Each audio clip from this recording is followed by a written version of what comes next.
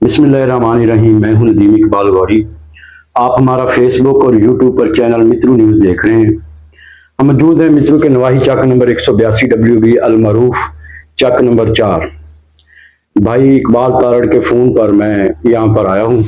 तो यहाँ पर मौजूद हैं हमारे साथ वफाकी वज़ीर के भाई, वफाकी वज़ीर अता तारड़ के भाई मौजूद हैं, जो इत्तलात व नशरियात को डील करते हैं। उनके भाई बिलाल फ़ारूक साहब, ये भी MNA हैं। तो ये यहाँ पर इनका चूंकि अजीज़दारी है इकबाल तारड़ साहब के साथ, तो अक्सर इनका आना जाना लगा रहता है। तो मैं भाई बिलाल से बात करूँगा इस हवाले से कि आपने जो सियासत में कदम रखा हो, कितना अरसा हो गया इस बात को?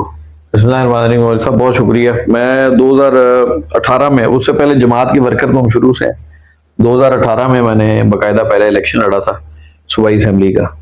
और अल्लाह ताला ने कामयाबी दी, पार्टी लीडरशिप की मेहरबानी से, दोस्तों साथियों की, लोगों की मोहब्बत से। तो 2018 में मैं MP बना जी पहली दफ़ा, आज से कोई 8 साल पहले। अच्छा, तो उसके बाद 2024 में मैंने एक इलेक्शन लूज किया। जो 2023-24 की हल्का बंदी हुई, उसमें मेरा हल्का बहुत ज़्यादा डिस्टर्ब हुआ। तो वो इलेक्शन हम थोड़े से मार्जिन से, 3-4 हज़ार वोटों के मार्जिन से मैंने एक लूज किया सूबाई असेंबली का। अब अल्लाह ताला के फजल करम से, पार्टी की मेहरबानी से, मियां नवाज शरीफ साहब, मियां शहबाज शरीफ साहब के एतमाद से उन्होंने मुझे टिकट दी। जो ज़िमनी इलेक्शन आया हमारे कौमी असेंबली का, अल्लाह ताला ने ख़ास करम किया जी, दोस्तों, बुजुर्गों, साथियों की दुआओं से तो मेंबर नेशनल असेंबली बना। अच्छा, अवाम की जितनी भी आवाज़ें हैं ना, वो हम MNA के ज़रिए हुकूमत तक पहुँचाते हैं और पार्लियामेंट में बातें होती हैं। मैं सबसे जो अहम तवज्जो आपकी ना एक मसले की तरफ करवाना चाहता हूँ। तो अगर आपको मौका मिले तो असेंबली में इस बात की आपने आवाज़ ज़रूर उठानी है। मसला यह है कि पूरी कौम को जो है ना कर्ज़ों के ऊपर लगा दिया गया है, जैसे बेनज़ीर इनकम सपोर्ट, इमदादी रकूम। इससे जो हमारी जो कौम है ना, वो काम नहीं कर रही और वो एक अजीब किस्म का जो मसले की तरफ भाग रहे हैं। लोग कह रहे हैं कि अब यहाँ पर हम चूँकि देहाती इलाके में रहते हैं, यहाँ पर ये पोजीशन होती है कि ख़वातीन अपना वो बेनज़ीर सपोर्ट के पैसे लेने के लिए ना, पता नहीं कितने लोगों को, उनका सर्वे में नाम नहीं होता, कितने लोगों को वो मकसद पैसे देती हैं। कोई 2000 लूट कर ले जाता है, कोई 3000। मैं ये चाह रहा हूँ, क्योंकि आप हमारे साथ चाइना है, चाइना बहुत तरक्की वाला मुल्क है। मैं चाह रहा हूँ कि इस सतह के यहाँ पर हर गांव में, हर इलाके में छोटे छोटे यूनिट लग जाएं, जहाँ पर ये खवातीन जाके काम करें और उन्हें ये मुआवजा मिल जाए।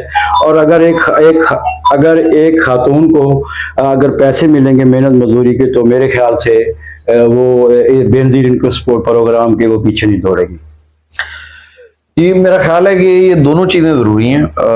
बेनज़ीर इनकम सपोर्ट प्रोग्राम जिस तरह का मॉडल है, ये सारी दुनिया में होता है कि हुकूमत उन लोगों को जिनका जो खुद अपने आप को अफोर्ड नहीं कर सकते, अपने इतने वसाइल नहीं है, खर्चा नहीं उठा सकते, उनके लिए कोई ना कोई मिनिमम अमाउंट जो गवर्नमेंट है उनको वो पे करती है। लेकिन आपकी दूसरी बात ये ठीक है कि इसके निज़ाम में बहुत बेहतरी लाई जा सकती है, ताकि लोगों की जो एक्सप्लॉयटेशन है वो ख़त्म होए, उनको किसी को रिश्वत ना देनी पड़े, पैसे ना देने पड़े। तो इस बात से मैं बिल्कुल इत्तेफाक करता हूँ। जो दूसरी आपने बात की वो बहुत अहम है, जो यूनिट के हवाले से, वो बल्कि हमने अपने हल्के में उसको किया है। वजीराबाद शहर में एक यूनिट बनाया है जहाँ पे खवातीन आती हैं, उनको वहाँ पे मशीनरी भी प्रोवाइड की गई है, कपड़ा भी प्रोवाइड किया जाता है, और वहाँ बैग्स भी बनाती हैं और सिलाई भी करती हैं। तो इस तरह के यूनिट्स ज़्यादा से ज़्यादा हर इलाके में होने चाहिए, ताकि खवातीन खुद अपने मामला चला सकें। इन चीज़ों की ज़रूरत होती है ज़्यादातर जो देहाती इलाके हैं ना जी, वहाँ पर, क्योंकि आपको पता है महंगाई के जो हालात हैं, बड़े मुश्किलात हैं, आम आदमी के सामने बड़े मामलात हैं। तो उससे जो है ना उनका गुजर बसर जो है वो अच्छा हो सकता है। अब हर खातून जो कहे कि मुझे ये इमदाद मिले, अगर वो खुद हमारा मुल्क इमदाद देने वाला बन जाए, इससे छोटे छोटे यूनिट लगे और लोगों को इससे है ना बड़ा फायदा हो सकता है। आपकी बात जरूर करेंगे। मेरी जो आवाज़ है आपने असेंबली तक पहुंचानी है, मेरा आपसे जो है ना ये जरूर। बहुत मेहरबानी, शुक्रिया। Thank you ji.